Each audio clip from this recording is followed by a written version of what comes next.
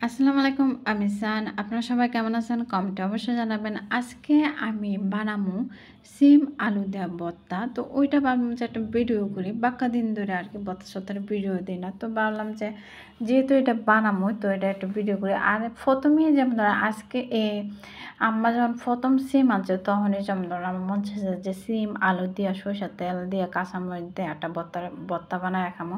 তো ভাবলাম ভিডিও করলে তো চলেন কীভাবে কী করি না করি সবই আপনারা দেখামু। তো ১ম এ আমার লাগবো এই যেমন ধরেন এই কয়টা সিম, তো এটা আমি সুন্দর করে বাইচা-উইচা লইছি। আর কয়টা এরকম আলু লাগবো। তো ওইটাও আমি ছিল্লা-বিল্লা লইছি।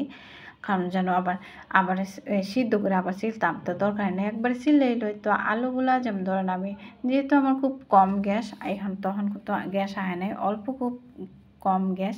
তো এই গ্যাসের মধ্যেই আরকি আমি পানি দিয়া, সিম দিয়া, আলু দিয়ে বহায় দিছি। তারপর দেখা যায় এটা উতরাইয়া গেছে। যেহেতু আমি গুঁড়া দিছি তাই খুব তাড়াতাড়ি উতরাইছে। তো এটা সিদ্ধ হওয়া পর্যন্ত আমি অপেক্ষা করবো কোনো সময় হইব। তারপরে আরকি এটা দিয়ে কিতা করবো। এরপরে দেখা যায় যে এর মধ্যে আমি এটা কাঁচামরিচ বলে গেছিলাম পরে কিন্তু আমি কাঁচামরিচও দিয়ে দিছি। আপনারা কয়টা যদি আপনারা আরকি তৈরি করেন তখন কয়টা কাঁচামরিচও দিয়ে দিবেন। তো আমি কাঁচামরিচ দিয়ে দিছি। এখন এটারে সামান্য একটু ফুরা করবো। তো ফুরা করে যেমন পানি যেন না তাহে এই কারণে আরকি একটু যেমন ধরুন ফুরা করবো। আর আমার এটা যেহেতু পানি আর ছিলই না তখন একটু ফুরা করে যেমন ধরেন প্লেটে লই লিছি। প্লেটে লইয়া যেমন যেহেতু এটা গরম আমি হাত দিয়ে ভাঙতে পারতাম না।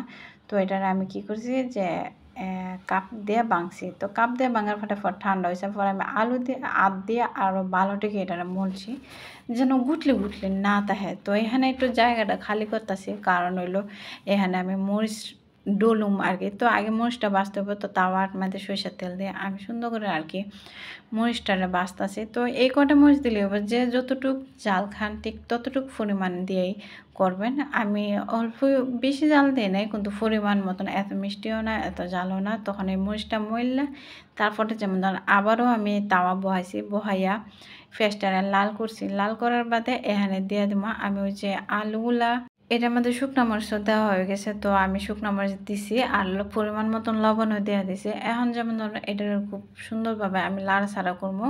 তো যেহেতু আমি আমার এক হাতে মোবাইল তো এতভাবে আমি লাড়তে-চাড়তে পারতেছি না। তো শর্টকাটে আরকি আপনারা দেখাইলাম। তো এই হলো আমার একটা ভর্তা হয়ে গেছে। তো এরকম হইলেও আপনারা বুঝবেন যে হয়ে গেছে। তো এখানে কাঁচামরিচও দিছি, শুকনা মরিচও দিছি।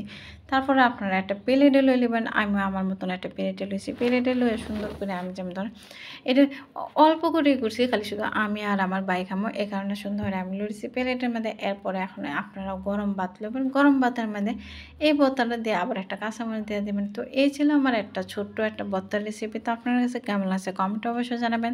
তো আজকে এই পর্যন্ত সবাই ভালো থাকবেন। তো টাটা, ভিডিও শেষ হয় না।